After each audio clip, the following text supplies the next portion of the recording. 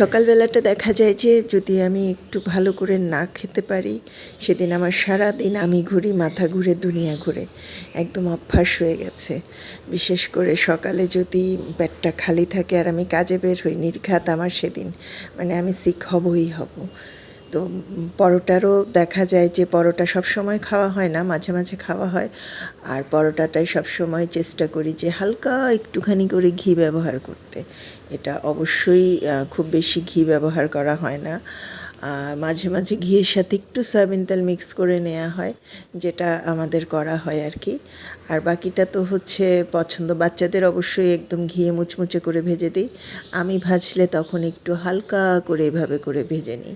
আর ঘিটা একটু গলিয়ে নিলে দেখা যায় যে কদিন নিজে করার চেষ্টা করেছিলাম ঘিটা, কিন্তু এখন আর সম্ভব হয় না। এখনকার দুধ যেগুলো কেনা হয় বা নেওয়া হয়, দেখা যায় যে ফুল ক্রিম না, বা ক্রিমটা সেভাবে ওঠে না। তো সেই কেনাই ভরসা ঘি।